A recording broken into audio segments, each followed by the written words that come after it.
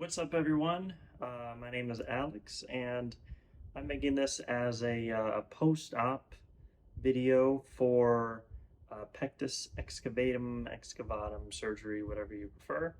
I had my surgery about 5.5 weeks ago with Dr. Jaroszewski, Mayo Clinic in Phoenix, Arizona. Thankfully, I live here, so I didn't really have to travel far, but yeah, very, very glad that I had her as my surgeon. Yeah, I'm making this because, before I had my surgery, kind of did my own research to see other people's opinions, like their pain, uh, the before and after their surgery, just how they were feeling and what they were going through. So I'm also part of a Facebook group, Dr. Jaroszewski Pectus patient, something like that.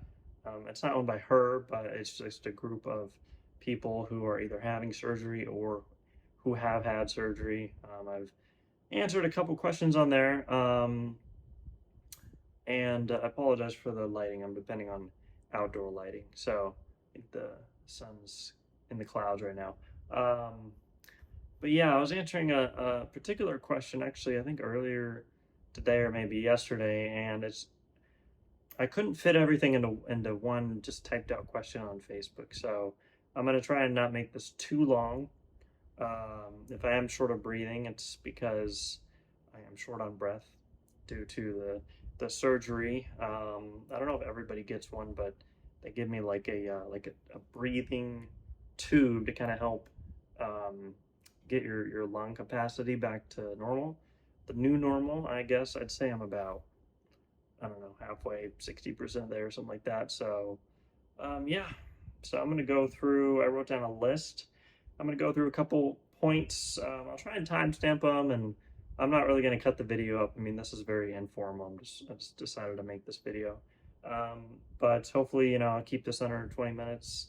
There's a lot to go over, but again, like I said, I'll try and keep it short. So I decided to go in chronological order. Waking up after the surgery, I woke up in a post-op room of some sort. This is my first surgery. Real quick, I've never gone under anesthesia, so if that's something you're worried about, which I was, don't be. I was kind of scared to go under anesthesia, to be honest. And if you've never gone under and you're scared, don't. You're fine. You'll pass out. You will barely remember anything as they're rolling you into the room. So, yeah. But anyways, waking up, post-op room. I remember one of the nurses, I think, saying they were going to give me something, and I think I might have got something very small to snack on. And then that's all I remember. And I woke up in the room that they put you in where your family and whatnot could visit. And even then, like the first, that day, very disoriented and just not really completely there. Definitely not in the talking mood. I stayed 2 nights. I think that's pretty average. Some people stay one, maybe some people stay more than one. But yeah, so I had 4 bars, have 4 bars. I think it's 1, 2, 3, 4, I think, somewhere around there. And then there's what they call a stabilizer somewhere down here. I don't remember what it's for. I just keep the bars in place or something like down lower. I think there's more flexibility on the lower area of your ribs, so that's, I think. But if you want actual medical answers, then ask them. I'm not a great source of that. But yeah, so I woke up the next day, was a lot better. I could talk to people, although very short on breath, very short on breath. So don't, expect to be having full-on conversations and whatnot. But pain is, I want to say kind of minimal at that point because everything is very fresh. They did what they call cryoablation. If you're not familiar with that or you haven't heard of it, they'll kind of, I guess, freeze the nerves in your ribs. And this doesn't last forever, but the doctor recommended it. And so I went with it. And after the procedure, I would also recommend it. So look into it, ask them, Again, I'm not a great source of medical advice, but I will say it's helpful. But yeah, so I stayed for another night. I mean, they'll help, help you get up. If you've never stayed in a hospital, they'll help you go to the bathroom, get up. At some point, you'll start walking, which is really good. Um, wipe you out. There wasn't, I don't think there was a shower. There is actually in the bathroom, but I didn't shower. They just like wipe you off with whatever they wipe you off with in hospitals. Um, but yeah, went home after night number two. Later in the day, got my prescriptions that same day. Everything they prescribe you will be probably different based on your pain tolerance. They kind of gauge that in the hospital, I believe. Um, but yeah, so at this point, I'm kind of taking stuff 2 to 3 times a day. I've weaned off some stuff, so it'll just depend on your situation. But for the first several weeks, do what they say. Stay on a strict schedule, 3 times a day at least, is what I was told. So, yep. After the hospital, going home, I live by myself. But if you are married or live with a boyfriend, girlfriend, or roommates, good, because you'll need help getting up. You'll probably need help showering because it's kind of, at least for me, it was kind of tough to like get my hands up here to like wash my hair and stuff. So, um, yeah, I had help from my girlfriend doing that for first couple weeks until I was able to do it myself. Um, but yeah, getting up real quick, just kind of to segue. Prior to this surgery, you'll go through testing and stuff like that. And if you haven't even done that, you can start now if you're really hell bent on doing this. Um, do cardio and work a core, work abs. Do leg workouts because your upper body, for the most part, will be incapacitated. Getting up out of chairs, out of bed, especially, you can't use your arms to push yourself up. So what I would do, and what I still kind of do, is swing my legs up and then swing them back down so I can get up out of bed. So abs are important. Leg strength is important, I would say. Cardio is important to do beforehand. And if you're like me and you just loved working out every single day, get a good one in before your surgery. Not the day of, not the day before either. But you can't work out for a while and you won't be able to do what you were doing before for months. Um, so yeah, kind of sucks. Some days really, really boring. But it is what it is. This is a long-term, you're sacrificing some things for having a normal chest. Like my dip was basically right here and most of my right side. So now, if you can kind of see, my hand it's all pretty much level. But yeah, it's a long-term sacrifice. They 3 to 3.5 years they said to keep the bars in, and then they'll take them out somewhere around there. Again, it will all depend on the person. But yeah, so gonna kind of touch on what I would do all day real quick. Watch movies, eat, shower, a lot of sleep during the day and at night, and then more movies, more eating. You kind of get the point. You're not really doing much. Don't drive for the first few weeks. Avoid it, and just avoid being in the car if you can.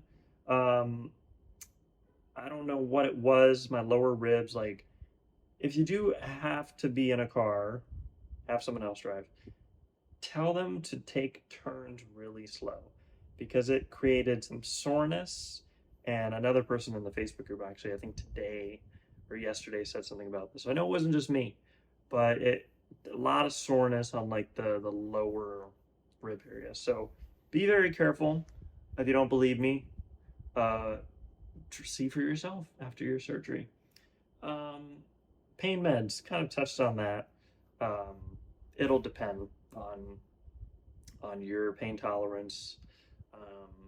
I'm not really going to touch on it just because I don't want to give anybody a wrong idea or they expect something. So just do what they tell you. Take what they tell you to take. Eating, if you're like me, and a lot of people probably are, um, with a high metabolism and you find it hard to put on weight, but if you're pre-surgery right now, you might have good pec development, at least on one side. You probably have abs. I gotta spit in the air. You probably have abs. All of that will go away as soon as I put those bars in. Um, but you're eating. I, even up to now, 5.5 weeks later, experience lack of appetite. I think I've lost about 10 to 15 pounds. Just, I don't want to cook. I eat twice a day, maybe. In my mind, I try to eat more, but I want to eat more, but I just can't. Um, I'm just not, you're not super active. I do walk. They tell you to walk a few times a day, very important.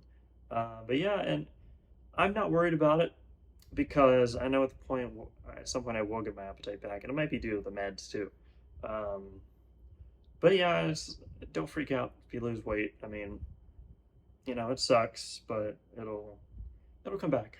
But yeah, getting up and sleeping again. I guess I kind of touched on this. Abs, abs, abs will help you get your core strength up before you do this. If you have someone, you live with someone, I don't. I'm back at home. Um, if you live with someone or you're staying with people, they can help you up. Awesome. If you get to a point where you do live by yourself and you go back home and you have no help, or even if you are staying with people and no one happens to be around when you need to get up or something, um, it's a pain in the ass the first few weeks. Now it's not really a big problem, but yeah, it's a pain in the ass the first few weeks. So yeah, pain slash breathing. I kind of already touched on breathing, but I'll touch on the pain. You will not be able to really describe to anybody what this feels like. Um, it's hard to even explain to someone watching this what it feels like if you haven't had the surgery. It's like you've got bars in your ribs and they're pushing your sternum up, and your sternum wants to go back 24/7. So even now, I'm like having pulsating pain on my sternum. But there's ups and downs. There's days where I am in 24/7 pain just in the middle of my chest. And the cryoablation, the nerve thing, kind of starts to wear off around week 4. So you start to get little icy, nerve, like someone taking a freezing cold needle and just kind of poking you a little bit is the best way I would describe it. It's not really painful. It's just like a quick twitch um, reaction that you might have. But the pain, you can't really lift, push, pull 5 pounds, which is what they tell you. Pretty sure that's universal. If you do, your body will let you know it's too much for sure. Yeah, it's very restrictive. Like I said, this is a sacrifice, so um, just take it easy as much as you can. I didn't really watch a lot of movies before, so it's like I've been watching just movies, dude. It's boring some days. Um, it's frustrating some days too because you'll have pain and you can't just take a pill and it goes away. Like you just can't get rid of it. There's nothing you can do about it. It's very frustrating. I personally have days where I'm just very irritable, easily frustrated, easy to bother.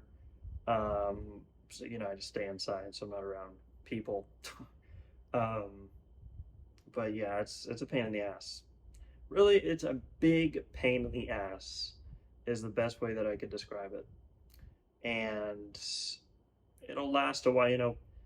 The reason I was saying it's tough to describe to people what the pain is like is because like I have people saying or asking me like, are you feeling any better? Is it going away? Or they're telling me what people always say, it'll go away, it'll get better. It's like I just want to give them a big middle finger because it's like you don't know what the hell this feels like, dude. Like it's a lot. And on top of the pain, it's like the pressure. Even days I'm not in pain, like the pressure of these bars just doesn't go away. At any point of the day, maybe if I'm laying down and I've taken pain meds like at the end of the night, it'll go away for a little bit to the point I can go to sleep. Like I'll have zen, complete zen for like 5 minutes, which is very nice. Um, but yeah, it's not fun. Um, and I'm putting this on YouTube, I think. So if you have any questions about anything specific pain wise, or the food, or eating, or staying, or whatever, just leave a comment. I'll do my best to reply. Um, I talked about going home because I'm back at home now. I talked about driving, doing stuff like in general, like you can go out to eat. You could probably go out, I've gone and hung out with friends. Um, don't go to a club. I haven't I haven't tried that, but if you're younger and you get the surgery, don't go into crowded spaces where somebody could, bump you or elbow you. That I've specifically stayed away from because that would effing hurt, I imagine. So stay away from crowded spaces probably. I'm driving 5.5 weeks in. I started driving at about 3 weeks, um, mainly because I wanted to be able to drive slow around corners myself. Because if I was driving with somebody, like they would forget or they just didn't get it, so I'd have like pain. But 5.5 weeks, I'm doing pretty good with the driving, so it's not a huge deal. Um, but yeah, I think I've covered quite a bit. I mean, like like I said, if you guys have a comment or something or a question, put it in the comments. If you guys want to see another update, like I said, I'm about 5.5 weeks. It's Saturday when I'm posting, when I'm recording this. I'll probably post up tomorrow, Sunday. Um, I've got a post-op 6 week appointment in a few days, actually, Tuesday or Wednesday. Um, Praying to God they say I can do some kind of exercise or something. I got to do something. Um, yeah, man. Walking. I walk a few times a day. There was a period of time, actually, like a week and a half ago, I had a couple of really small blood clots, which is why they tell you to walk so you can avoid that. So I realized, like, okay, I'm not walking enough, so I upped the walking. Yeah, I'm just rambling at this point. If you guys have questions, comments down below, I'll do my best to get to your questions and whatnot. And like I said, if you guys want an update, I don't know how many subscribers I have on this channel. I don't really post, but give me I don't know, more subs if you want a follow-up video or something. I don't know. But yeah, that's all I got. I'm just a guy who had the surgery. Again, 5.5 weeks, 4 bars.